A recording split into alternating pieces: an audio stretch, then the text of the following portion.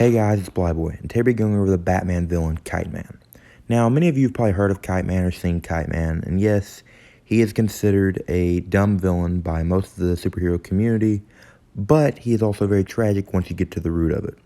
So, Kite Man, he first appeared in Batman number 133, and in this story, it was like his very introduction issue. It wasn't very long, it was a very short beginning story. In this story, it begins with Batman and Robin to go to some fundraiser, and at this fundraiser, there's this diamond. Well, Kite Man releases these kites overhead, and the kites, they release like this tear gas or something, and it causes everybody to go into chaos. So Kite Man swoops in, and he grabs the diamond, and he tries to make a getaway for it.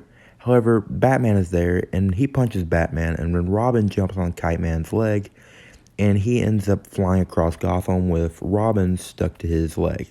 However, this doesn't last long because Robin loses his balance and falls off Kite Man, and he falls into a vat. Later, Batman and Robin are looking for him, and Kite Man decides to crash a prison. Batman then shows up, however, he's then knocked out by a flying kite Kite Man throws at him. And he's then placed in prison until Robin shows up after he sends a message to him, breaks Batman out of the prison. And then Batman grabs a kite and chases after Kite Man, who is flown away from the prison, and Kite Man ends up landing on a boat, and he's about to get away until Batman comes swooping down and just kicks Kite Man in the face, knocking him out and getting him sent to prison. However, it wouldn't be long until Kite Man returned to his ways after he got out of prison. And once he came back in the comics in Batman number 315, he had a new look to him, a more high-tech looking look. And so in this story, basically Charles Brown gets his hand on some blueprints to a transatlantic airways building, which he plans on robbing. And to do this, he actually makes a distraction using kites to make this big fireworks get everybody's attention while his guys sneak in. So yeah, they had terrible security.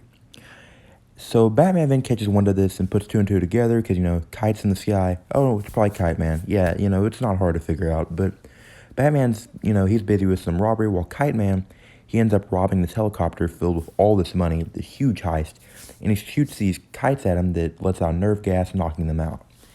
He and his guys then get to work stealing the money.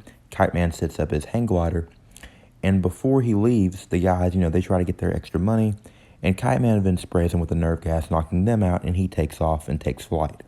However, while he's taking flight, Batman is also on his glider, and he throws this gas, or this smoke, to, try to blur Kite Man's vision, which works. And then he just completely crashes into Kite Man's hang glider, and the two of them go, spiraling down. This, of course, leads to Kite Man being arrested, and, it's Kite Man. He's going to get taken down easily.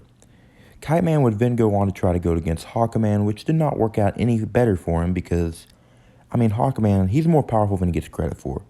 And then he would try to go after the Young Justice, but that wouldn't work either because they would also kick his butt. So Kite Man would continue to be a joke of the comics. That was until Tom King's Batman run, which gave Kite Man a new origin and also changed his character quite a lot and made some fans come to love Kite Man, and everybody began quoting "Hell yeah," because that's his new quote now. However, Kite Man, the thing about him is his story is so based in tragedy, and it's all because of this event called the War of Jokes and Riddles. Now, this event happened because Joker couldn't laugh, and Riddler, he couldn't figure out a riddle, which was Batman's identity.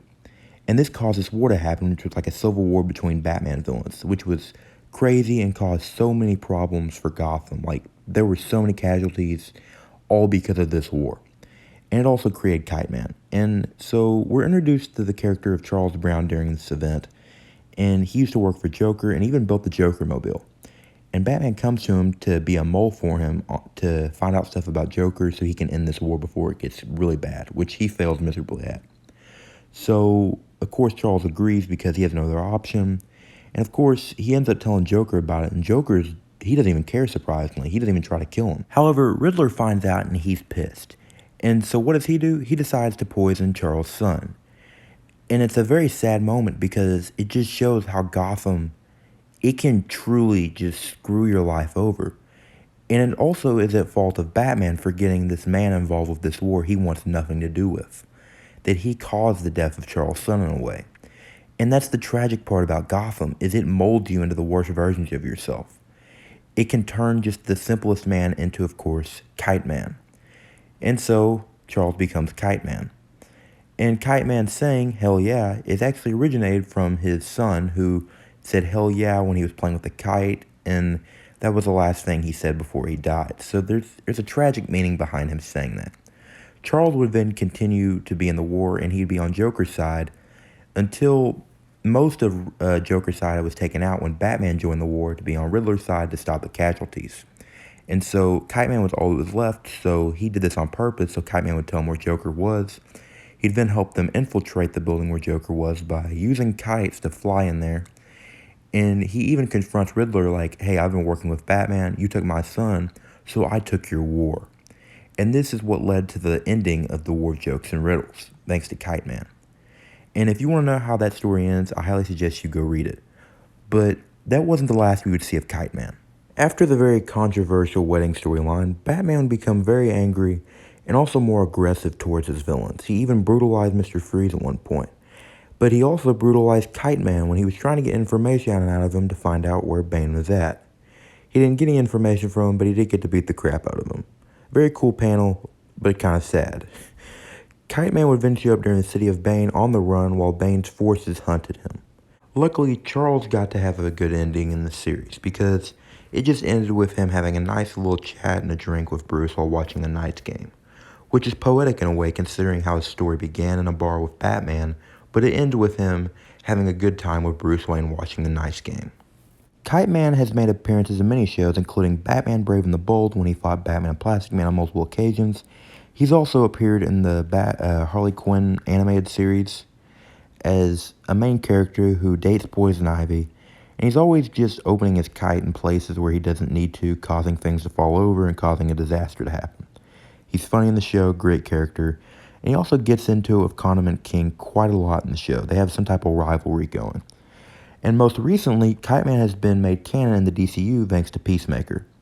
Now, I've already praised Peacemaker, said how great it is, I love it, I really do, but I also think it's great they just canonized Kite Man, because Kite Man, I hope to see him show up in Suicide Squad, and just hearing Peacemaker talk about how he took him down with a Desert Eagle and bazooka, that is just great to me.